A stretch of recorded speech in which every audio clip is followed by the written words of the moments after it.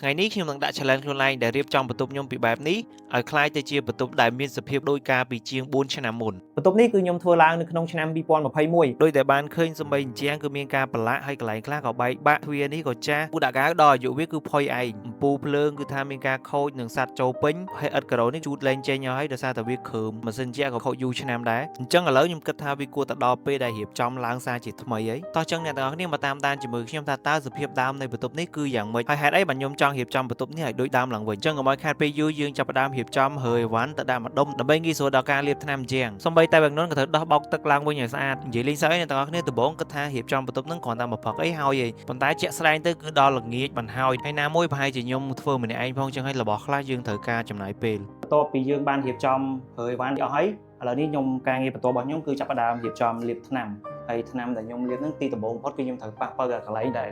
វាមានប្រឡាក់ពណ៌សសិនហើយបានយើងលាបអាជាងពណ៌ទឹកប៊ិចនេះឡើងវិញចុងក្រោយគេហើយត្រូវការ៉ូនេះខ្ញុំត្រូវលាបពណ៌ថ្មីដែរតោះចឹងឥឡូវកុំឲ្យខាតពេលយូរចាប់ផ្ដើមទាំងអស់គ្នា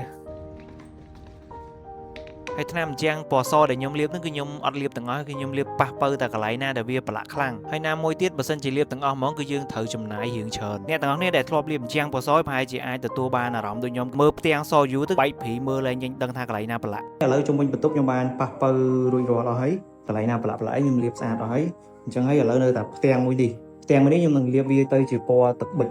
នេះថ្នាំដែលត្រូវលាបកន្លែងនេះគឺចង់បញ្ជាក់បន្តិចគឺថាថ្នាំរបស់អីដែលខ្ញុំទិញហ្នឹងគឺគ្រាន់តែទិញទុកហ្នឹងជាងកន្លះឆ្នាំដែរតម្រាំតែបានធ្វើទិញហ្នឹងគឺទិញខុសទៀតដោយសារតែខ្ញុំប្រាប់គាត់ពេលដែលទៅទិញកន្លែងគេហ្នឹងប្រាប់ថាគឺពណ៌ទឹកប៊ិចកម្ៅប៉ុន្តែពេលដែលលាបមកគឺថាពណ៌មិនមែនដូចអ្វីដែលខ្ញុំចង់បានដឹងធ្វើមិនដែរអ្នកនរគ្នាគឺមានតែលាបព្រោះថាបើដូរក៏គេអត់ដូរឲ្យដែរដោយសារតែយើងទុកយូរដែរនេះឥឡូវនេះខ្ញុំបានលាបហើយតាំងពី1ប៉ុន្តែតែបានឃើញចឹងវាច្រើនថ្នាំតែពណ៌លាបចុះវាអត់ស្មើសាច់ល្អចឹងច្រើនវាលាប2តង់វា2តង់វាស្មើសាច់ល្អចឹងឥឡូវចាំប្រហែលជាកន្លះម៉ោងក្រោយទៀតបានលាប1តង់ទៀតឥឡូវអង្គុយសម្រាប់សិនរៀងខំដែរ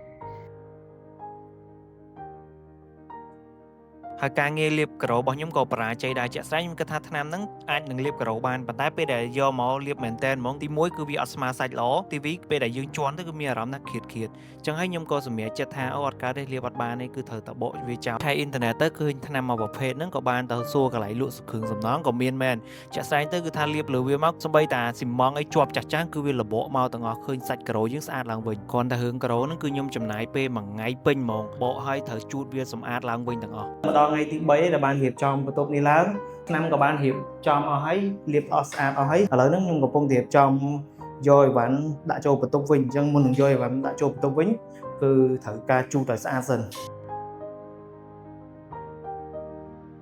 បន្ទាប់ពីបោះជូតស្អាតមកខ្ញុំចាប់ផ្ដើមយកខែហ្នឹងរៀបចំឡើងវិញដើម្បីសេរីដាក់ពូកថ្មីរបស់យើងខ្ញុំខានគេងលែងមានពូកហ្នឹងគឺយូរណាស់ដែរម្ដងគេងតែនៅលើឥដ្ឋការ៉ូហ្នឹងពេលខ្លះឈឺខ្នងដែរហ្នឹង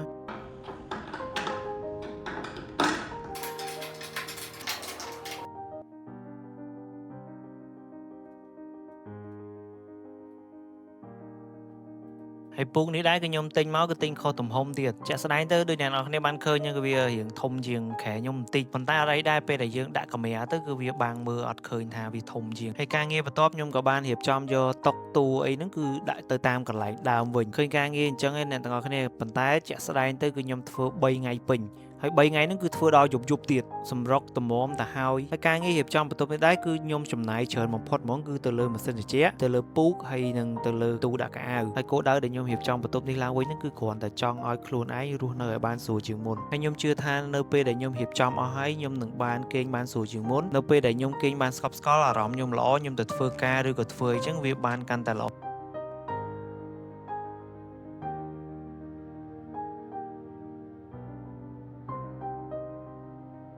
ឥឡូវនេះបន្ទប់រៀបចំរួចរាល់អញ្ចឹងឥឡូវយើងទៅតាមដានទាំងអស់គ្នាថាបន្ទប់មុនពេលរៀបចំនិងក្រោយពេលរៀបចំ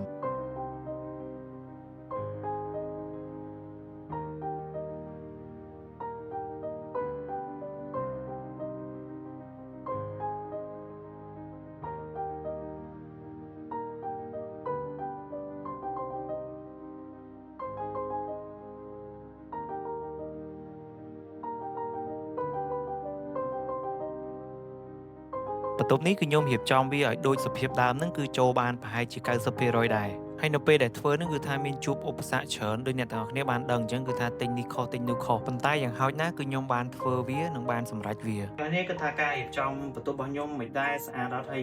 មានកន្លែងខ្វះខាតកន្លែងណាជួយ comment ខាងក្រោមប្រាប់ខ្ញុំផងជួបគ្នានៅវីដេអូក្រោយទៀតបាយបាយ